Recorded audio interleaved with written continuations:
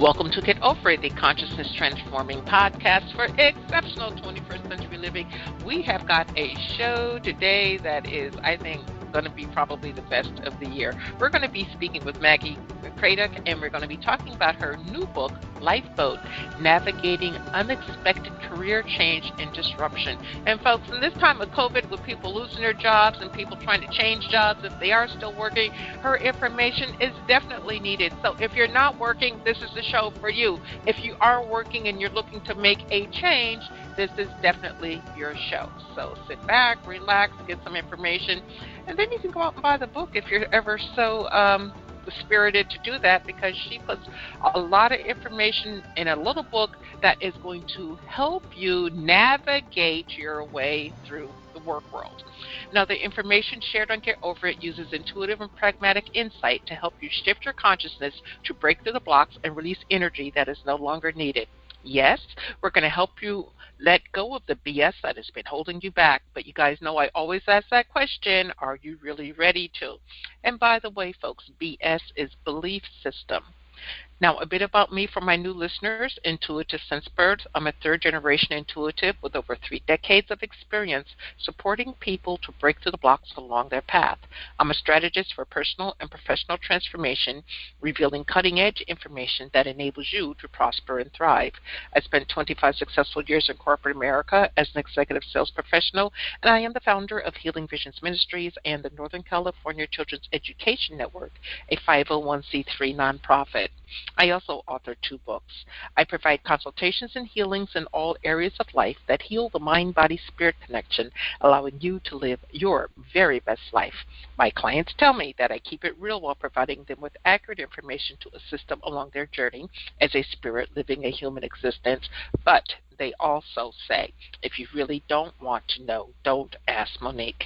My background includes a doctorate in metaphysics, Reiki master teacher, ordained minister, and clinical hypnotherapist. So whether you are stressed, depressed, or possessed, I can help.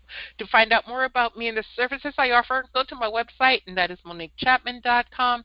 And I invite you to like me on Facebook and follow me on Twitter and LinkedIn.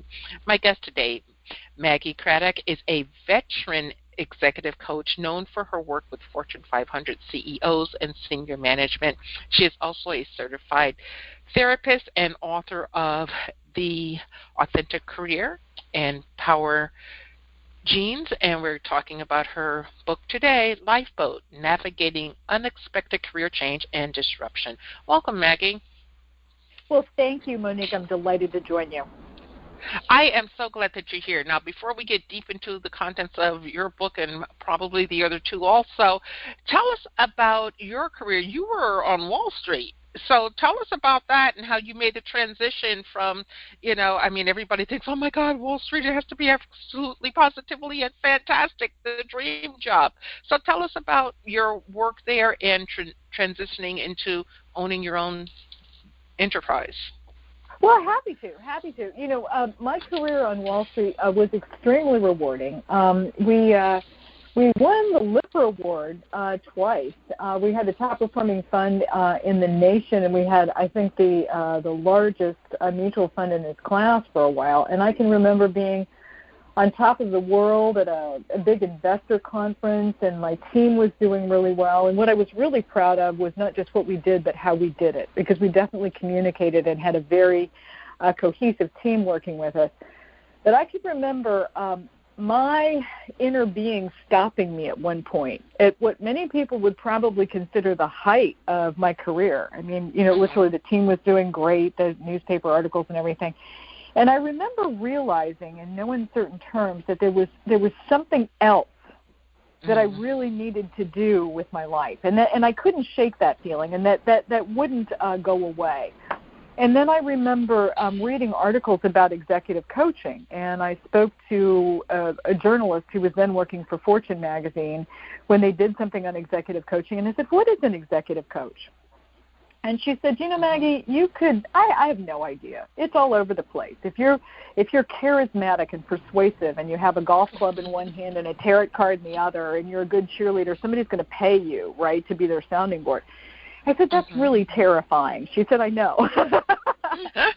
So I began right? So with this similar, good girl rigor, right? I went back. I went to NYU, and I got a master's in social work, and then I went on to the Ackerman Institute for Couples and Family, and I started looking at group dynamics.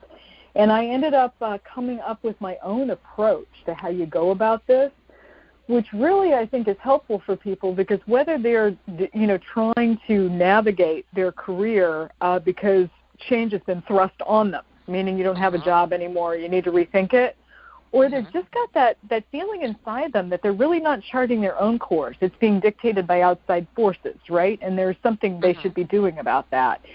It really goes to the heart of being true to yourself, defining yourself from the inside out and not letting conditions do it for you.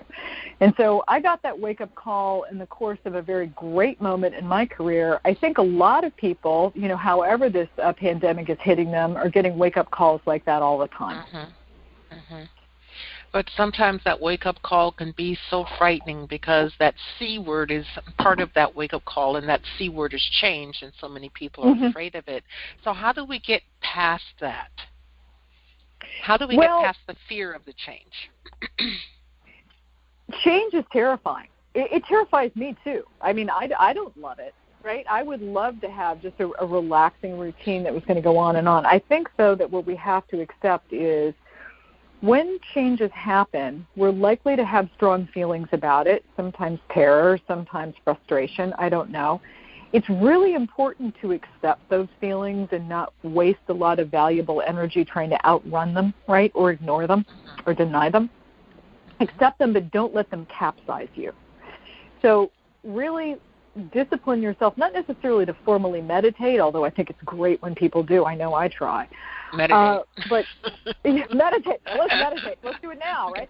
But also really just stop and realize, look, I'm scared. I'm resentful. I'm frustrated. Whatever it is, it's okay. It's really cool. Just accept the feelings, but don't let them take you down. Accept the feelings, but don't let them drag you into some kind of narrative where you cast yourself as a victim or you try to catastrophize the outcome. Try to stay in the present and realize, you've got big feelings around this. They are going to pass. I get calls all the time from friends, from clients, from people I've worked with in the past, saying things like, Maggie, I'm terrified. I don't think of myself as a materialistic person, but I'm terrified about the financial implications of what could be unfolding in my career right now. Or I'm really frustrated with what's going on in my firm, or I'm really frustrated with what's going on in the world. And the minute people stop exaggerating to themselves, they get a handle on exactly how they're feeling and what that feeling means to them in realistic terms, in perspective, within the course of their own life narrative, they're usually able to shift it and figure out really constructive ways in the present moment that there's something that they can be doing, they can be learning, ways they can be evolving. I think that's at the heart of a lot of this. Okay. Well, you have a quote in your book, and it really stuck out to me, and it is, power is about relationships. It starts with your relationship with yourself. And there are so many people right now because of COVID, and, some people, other circumstances, that they're not working. They are in food lines to, feed their family, and they can't figure out how to get medical care.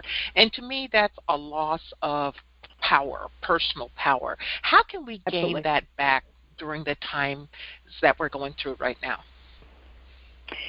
I think one of the greatest opportunities we have right now, Monique, is the ability to, because the world, for some of us, now for those of us that have family members or we ourselves are rushing to work as essential workers, God bless everyone who's doing that. You and I are, speaking today, right? So we don't have to be on those front lines. For all of us, we need to realize that in spite of the fear, in spite of the stories we're telling ourselves or the unexpected disruption in our lives, which, we're all asking ourselves questions like, how long is this going to last? It has given us a gift. For many of us, even if you're sitting in a food line, you're hitting pause. And that gives you an opportunity literally to go within and do some important self-reflection, because there have been so many things that have had us going so quickly in our world, trying to keep up with all these different messages about who we should be, what we should do, how it should work out. And I think in the midst of all of this, with this, almost enforced pause globally, a lot of people are coming back to what's genuinely meaningful to them and why, right? When people stop and they say, I just don't know what I want to do with my life and career.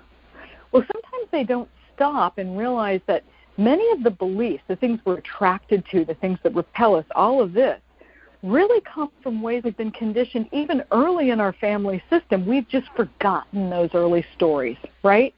Now we think it's just nature, but there may be a little bit of nurture in there as well. So when we stop and we think back on what work meant to our parents, right, the values that we grew up with at our, Joe Biden's always saying the kitchen table, but the values we grew up with at our kitchen table, right? What success means to us and why? How much money even factors into that definition? Because a lot of the people who call me most concerned about finances are not greedy or materialistic people. They're just people looking for a sense of security in an insecure world, right? And we can figure out a lot of things that we can do and a lot of resources we do have. And one of those most important resources is time. And if we have time for self-reflection, we can really give ourselves a gift of trying to embrace that as opposed to trying to avoid it or outrun it or distract ourselves. Okay, so how do we get from a point of being depressed because we've lost our job, our friends have lost our job, we can't figure out anything, to get from there to a point where we can go within and truly take a serious look at our life situation? Because my belief is if you don't know where you're at, you can't get to someplace else. Absolutely, and sometimes I think, and we're all saying this, sometimes I think it's asking the right questions.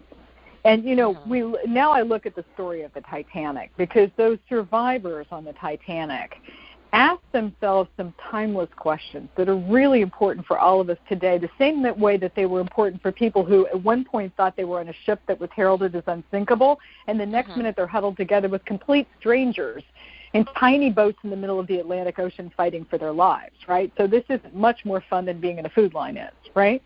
Right. But you're asking yourselves questions like, okay, how bad will this get?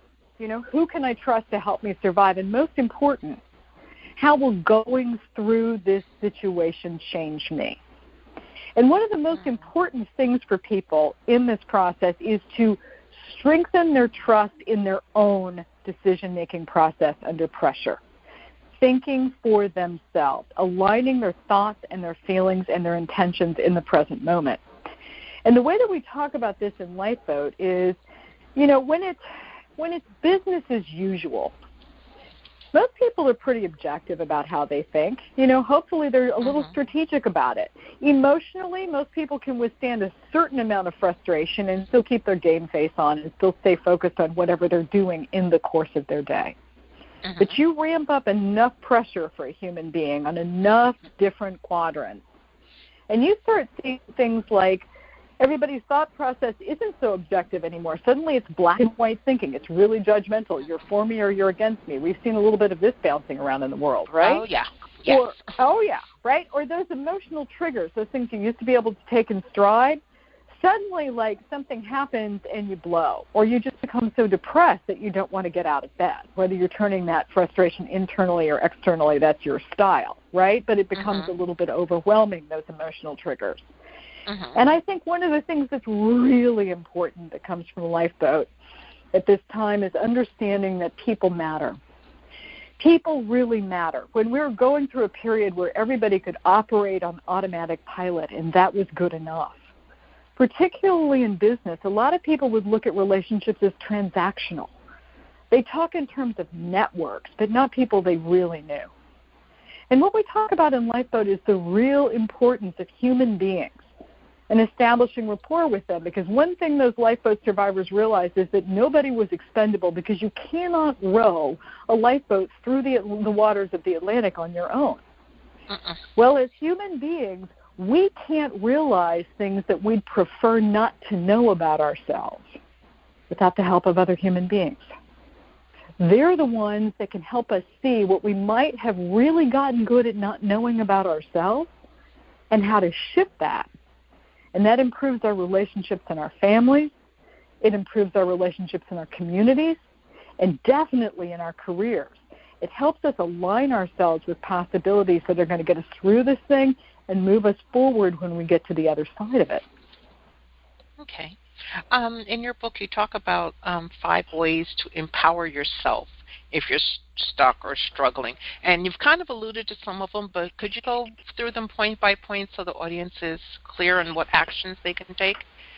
Well, I'm always saying that, the conversations you have with other people, and if these aren't the same 5 things because there's a lot of things we talk about in the book, but the conversations you have with other people are really important. There's no doubt about it. When you're interviewing, you want to put your best foot forward. You want to do your homework, all of this. But the most important conversations you're going to have in the course of your life or your career are always the conversations you have with yourself. Mm-hmm. And be objective about those. Particularly when you're scared or you're worried, and we've spoken about this, Monique. How are you talking to yourself? Are you talking yourself down with some sense of compassion? Are you accepting your own feelings, or do you have a voice barking orders in your head? What's going on with those conversations with yourself? Are you creating a narrative that's all doom and gloom where you're casting yourself as the victim? Or can you shift that script and look in the present for the strengths you may have in yourself you didn't realize, the resources right in front of you? What's going on in the conversations with yourself? The other one is, and we've alluded to this a little bit, is try to accept your feelings with as little judgment as possible. Don't waste valuable energy suppressing them. It doesn't do any good. It's just going to take up a lot of energy, and they're going to come out sideways anyway. I can't tell you the number of times a client will call me up and say, I tried, Maggie, and I just hung up on a Zoom call because I got so frustrated with people who weren't doing what I told them to do or didn't seem to understand. I had to get off before I lost my temper, and now they're all wondering when I'm going to hop back on again. What's up with this, right? And I'm like, you know what, you can get back on there. And this is what we call that lifeboat learning moment. And those same people, when they learn the value of stopping and centering their thoughts, their feelings, and their intentions in the present moment, which really beats trying to think yourself out of a situation every time. When they really get this, they'll find they'll be in a really tense meeting, and somebody will say something with just a touch of humor that diffuses the situation, and then they'll realize, oh, my gosh, that was me. Because when they get better about being easy with themselves and accepting themselves and giving themselves the benefit of the doubt, because we're all just human, they get great at empathy with others at the same time. Our ability to not overreact to others and express kindness and establish rapport is actually seated in the quality of the relationships we have with ourselves. I think that's a really important point, right? I agree with you. Agree with you. And then related to that is, the third one, you don't want to get so wrapped up in how you're coming across or the point you want to make that you lose sight of how other people feel about themselves in your presence, right? Because it's hard for all of us. So some people get so urgent. I mean, I see this when I watch the news all the time. Some people get so single-mindedly focused on what they want to get out of the conversation or the statement they want someone else to make, right? That they're literally everything about their body language, their tone, the nonverbal dimension of it is guaranteed to create defensiveness, right? And when we just stop and realize that one size doesn't fit all in terms of opinions or values or priorities, we stop. And we just try to honor the other person in the moment. Now, when they're bold-faced telling them what's so wonderful is when you look at the mindset that was influencing most people at a human level when they took off on that ship and they thought this was going to be just the biggest adventure of their lives, right? It's what I call the big ship mindset. And it wasn't, that big ship mindset wasn't just about the size of the boat. It was a mindset that was rooted in old norms and what had worked in the past. And it took those norms and stretched them to its optimistic limit. Whether you were in first class or you were a member of the crew, you had a part to play. You played that part. You ignored feelings that seemed to take you off track. And, the big ship mindset is, get as much in as you can. Faster is better, all that larger-than-life impression management stuff, right? And then suddenly everything changes. And here are these people in those lifeboats. And in those lifeboats, it's about being present in the moment, right? It's about taking a strategic pause before you take action because you're in an environment where you have more questions than answers. And then this leads me to my first point. As opposed to just reading from a script or thinking your way through it, the Lifeboat mindset is about aligning your thoughts and your feelings and your actions in the present moment. And when you are in a situation where you don't know what the new normal is going to be, that's vital. You can't think your way through the unknown. You have to have that inner alignment to navigate the unknown. And then my favorite part, I think, of this that really translates itself into action for other people is one of the things that comes from people mattering, or the big shift we talk about in organizations and looking for organizations where you can thrive, is this idea of making a shift from the self-help mindset, which is understandable, and we can talk about the virtues of that as well, to what I call the us-help mindset. And one of the things people do when they start to do that is they start to make a commitment to doing small things, continuous things that benefit other people before they stop to calculate what's in it for them. And that is a really good altruistic reflex to develop. Because regardless of what anybody else thinks, it empowers you. The person you start to like and approve of when you navigate your life that way is you. So even if you're having a terrible day, even if you're discouraged for that one day, and it's difficult to sit that day out from sunrise to sunset, if you make a small effort, not to make it all about you, but to do just a few simple things, check in on someone, do something kind, offer that, it'll give you a boost of positive energy that will help keep you going, one row of the oar at a time. Yes, and it's so, sometimes it's difficult for people to get to that space, but since we have a lot of downtime right now, we have the room to reflect and create. Folks, we're speaking with Maggie Craddock, her book, A Lifeboat, Navigating Unexpected Career Change and Disruption. You can check her out at her website, and that is workplacerelationships.com, where you're going to find a wealth of information. And actually, she has a free a quiz on her website that is very potent. So check it out and take the quiz. You'll learn a lot about yourself. I did. And I thought I had myself pretty much together. But, you know, there's always something new to learn. It doesn't matter how old you are. Well, thank you for that. Oh, you're welcome. I just wanted to add one more thing for your listeners, too. While you're thinking about things that you can do and you can change at this time, I think one of the most important shifts in Lifeboat is, you know, one of the questions we ask, but it's the same question the Titanic passengers asked, is who can I trust to get me through this thing, right? And clearly, the book goes through things you can do to strengthen your ability to trust yourself and your own decision-making process when you're facing the unknown. No doubt about that. But the other thing is invest in relationship with people who remind you to stay true to yourself under pressure, to be authentic under pressure. Who, if you're facing questions like, should I stay in this job or should I leave? Or should I try to do this professionally or try to do that? Not people who are going to seize on the opportunity to give you unsolicited advice, but people who will just listen to you, right?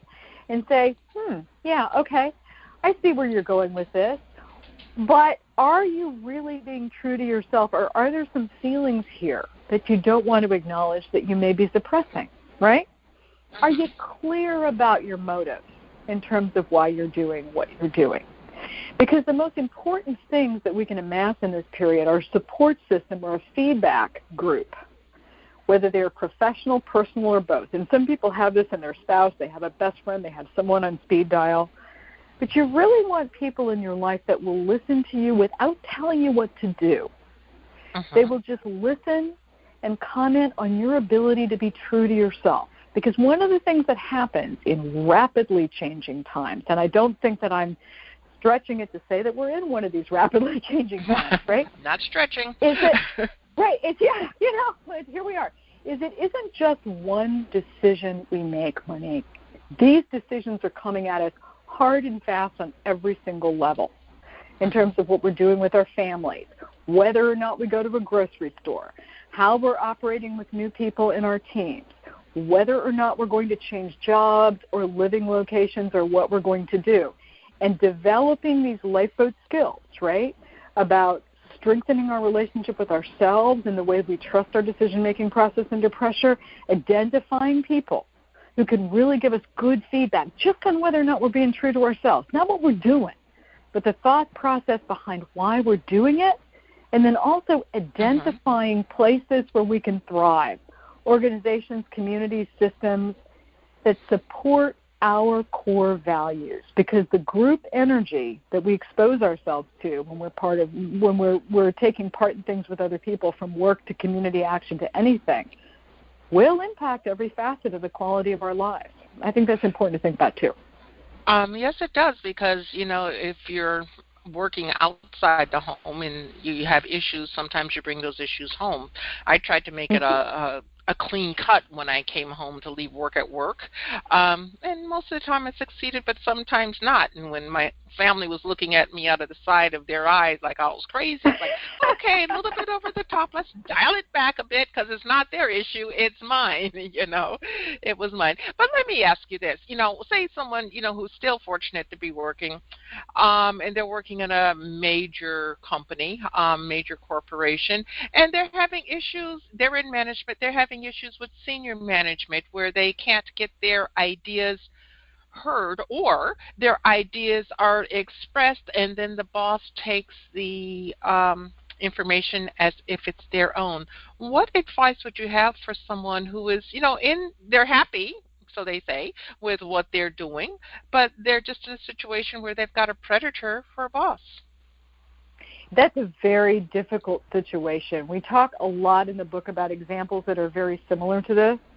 First and foremost, this kind of thing is going to happen. I joke with people sometimes that the real source of mastery in a career is when you actually get credit for a few of your ideas, that many of your best ones have probably been branded by other people, right? Like, right. So I did these three things, but the 300 that other people took credit for are over here. That kind of happens in business, so you sort of have to sit loose in the saddle around some of this. But what I talk about in Lifeboat is, first, in your relationship with yourself, if you can deal with what I refer to as the inner iceberg, okay? And this is this sense of feelings that we deal with that's below our conscious awareness most of the time. For some people, it's a fear of authority figures. For some people, it's just a sense that if they don't look out for themselves, no one else will. It can be whatever that belief system is, and when you go through some of the questions in the book, you'll understand that. You start getting at the biggest emotional triggers. So let's go straight to this problem. Let's say that your boss, takes credit for your work, right? Obviously, one of the things you need to think about is, are you the only one who notices this? Okay? Or other people on your team noticing it as well? Because when it happens to you, you feel very alone, right? There's almost a sense of shame and being exploited at this level. But you may not be the only one who knows. And you definitely probably aren't the only one who's experienced this, unless you're the only person on the team coming up with great ideas. The next thing is, are you doing your boss's job, right, because you're really talented and you want to add value, or are you just doing your own? I mean, there's a lesson learned here. If it happens to you once, right, 3 strikes in baseball, then maybe the next time, right, you're not quite as forthcoming until you get, just a sort of a rhythm of how the way that this problem has been solved is going to filter up. There's that, right? The next thing is, look for the value you can add, because there's 2 things going on in the course of a career. There's doing a thing, and there's actually getting credit for being the one who conceptualized and executed it, right? And so you want to advance as a leader as well as a thought leader, let's say, okay? And so you want to be sure that you are becoming a person who is respected, who has integrity, and who is a unifying force within a group. You might be able to take credit for an individual idea and steal it, but no one can steal the emotional tone that actually inspires unity in a group. And that's where an awful lot of agility comes in. And also, the more confident you are in yourself, in your own creative flow, in your own abilities, and in your own resilience, regardless of what happens, the less flustered you're going to be. And when you're solid in your own energy and yourself, you find that you're not a target as much with other people. It's really very interesting how people who are truly confident in themselves, even though they don't say anything, they've got that energy and sense of presence, that people don't rip off their ideas quite the same way. Okay.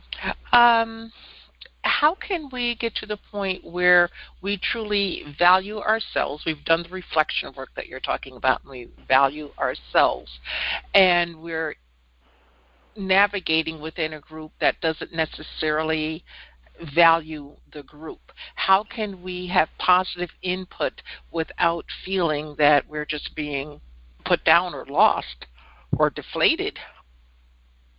Can you give me an example? Can you give me a scenario, Monique, of something you may have heard from someone that's called into you or discussed this sort of thing, so I can get real specific with it? Okay. Got a client who works for a major company that's having a huge sale next couple of days. It's extremely well known. The workplace is toxic, and when they go to the group, and they're in leadership, but they go to the group and they express, what should take place, what needs to happen. It falls on deaf ears. And then when they run it by superiors, the superiors looking at them saying, well, if you can't handle this, get out. I mean, those are the exact words that I was told. So how can you get the group's input to move forward when they are fighting against you, and then upper management is not being supportive? Well, I guess you have to ask yourself, am I solving for the right problem? Okay? What really is the lesson in this situation, right? And what really is going to be the ultimate outcome? Because it sounds like in that kind of no-win situation, I mean, we always have to ask ourselves, what's my work, what's the other person's work, right? So if the superior is involved or struggling with a little dysfunction that they haven't invited themselves to work through yet, and that's often the case, right? Then you have to say, okay, so I'm here with poor leadership in a situation with a lot of people where there's going to be some frustration today, right? What's the most value that I can add in this situation? This actually takes me straight to an example from Lifeboat. Remember on that Lifeboat when Margaret Brown got on Lifeboat number 6 with Robert Hitchens, and he was supposed to be in charge? And he just kind of underwhelmed everybody and imploded and said, we're all doomed, and wouldn't help row, and just was at a loss with people, right? And this poor gal is a gracefully aging grandmother who really only got on the Titanic to get to the side of her sick grandchild. So she didn't really want power in the military. She just kind of wanted to live through the night, right? And so the first thing she did was, suddenly Robert Hitchens, who's supposed to be in charge, is fighting with another guy about who's in charge, and all these women on the Lifeboat are kind of looking at each other like, are you kidding me? Please, guys, clean this up, right? She starts looking around for what she can do in the present moment. She notices people from steerage who she was from first class, didn't have enough warm clothing, gives them clothes. She notices the other women from first class kind of losing it because they're used to people smoothing things over for them, and things are certainly not going smoothly. So she's talking them off the ledge. And then she notices that even though they're not moving because the women are too weak to pull the oars through the water, if she organizes them 2 to an oar, she can get a rhythm going. She's creating a sense of unity. They're staying warm. They're not going to freeze to death, and they start to move. And that's when Robert Hitchens actually looks at how effective she's being and decides he's going to shut her down because he wants to be in charge. And not until that moment, was when she stood up and discovered one of those strengths that she didn't even know she had. She stood up in that lifeboat and she told him if he didn't knock it off with the pessimism, they were going to throw him overboard. And everyone on that boat unified behind her. I always say in that example, Margaret Brown didn't think her way to greatness. She wasn't looking for a naval career. She aligned her thoughts and her feelings and her intentions in the small moments of what she could do for other people, one person at a time, and greatness found her in that alignment. So let's take the situation where you're going into this sales thing. You look around for everything you can do to be effective and keep the energy of the other people you're working with as positive and productive as possible, however humble the task. And you get through the day. That is your day. Because you can't speak truth to power if power is so drunk on adrenaline and nervous that they can't hear you. They're not listening, right? Yes. So there you go. Yeah. Okay, so for that client, girl, this was expressly for you. So, take from it what you wish. Whoever you are, you'd be surprised. If you go through your day really trying to focus on the positive things you can do in the present. Earlier, Monique, I mentioned that altruistic reflex of doing things for others before you calculate what's in it for you. A client of mine the other day was interviewing for a job, and he goes rushing in, and they've all got their masks on in Starbucks and everything, and you have to be so careful, and this is Manhattan. And this young woman comes in just absolutely at 6s and 7s, and she's late to work, and she needs coffee, and he said, how do you take it? She said, I take it black. He said, take mine. She said, I can't. He said, honey, just go. I've got plenty of time. I kid you not. That woman turned out to be the receptionist where he was interviewing. Oh, wow. You never know, right? You never know who's passed. You never know who's passed. You never know. Now, you have 2 other books. You have Power Genes and you have The Authentic Career. Why don't you give us a capsule overview of each of those books? Because I think they all kind of like dovetail and intermix together. Thank you. I'd be delighted to do that. The Authentic Career is the first book that I wrote, and it's really it's following the path of self-discovery to professional fulfillment, and it's literally a guidebook for people who don't really know what they want to do professionally. They really want to take what other people have thought was a good idea for them in their careers and transcend that and do something they feel is genuinely authentic. So there's a deep dive in that book in personal exploration and exactly how you look at maybe some of the patterns that unfolded with your grandparents, your parents, your siblings, and how that influenced what you found yourself doing. And now that you've done this, what's going on with your own experience when you pivot and you do something different, right? Power Genes is very interesting because Power Genes is about the way that we wield and respond to authority and how the power that we have in our dialogues with ourselves, others, and organizations kicks in faster than the speed of thought. And it's the conditioned responses that come from the emotional dynamics that we experience from the first people that ever had power over us or showed us what power was. And that's the caregivers in our family system.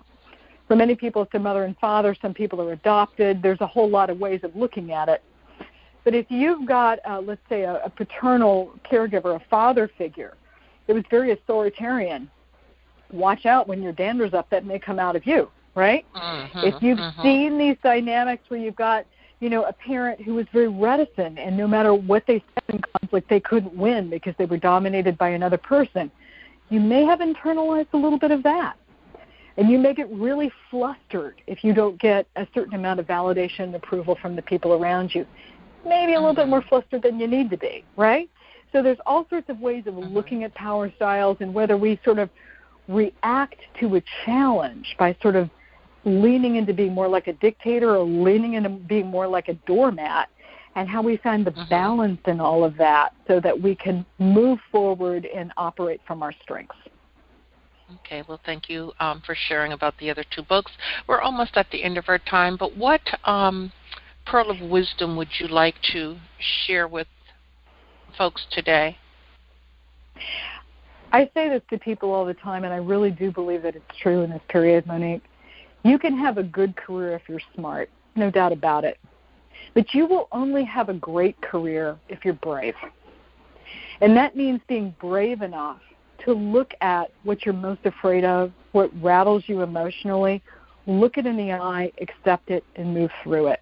That means being brave enough to take meaningful risks on your own behalf. And that means caring about yourself enough not to just think about your career in monetary terms, but realize how vital it is for you to be able to identify and align yourself with organizations that reinforce your core values, because it will impact every facet of your quality of life. Okay, thank you for that. And how do you work with people today? What are you doing? How can they connect with you? They can find me on LinkedIn, Twitter, Facebook, Instagram, probably best to key into my website, workplacerelationships.com. We do coaching with senior executive groups. We do coaching with teams, and we also do coaching with individuals. Okay, and folks, while you're thinking, oh my God, I don't have any money, yeah, you can find it. If it's really something that is really worth it to you, you find it. And, it's important to make an investment in yourself, because if you don't invest in you, nobody else will. So just a little tidbit there. But, Maggie, thank you. Thanks so much for being with me today. I truly, truly appreciate it, and I am honored that you've shared all this information, because this is timely. People need this now, so thank you very much. Well, Monique, thank you. It's been a complete pleasure. Thank you. Likewise. And to the audience, thank you for being with us. I truly honor and appreciate your time and attention, and I want you to remember that the most important choice that you can make is what you choose to make important. Consider making the masterful choice of having a wonderful relationship with yourself, understanding yourself so that you can go out in the world and help others. Abundant blessings, light and love to all. Agape.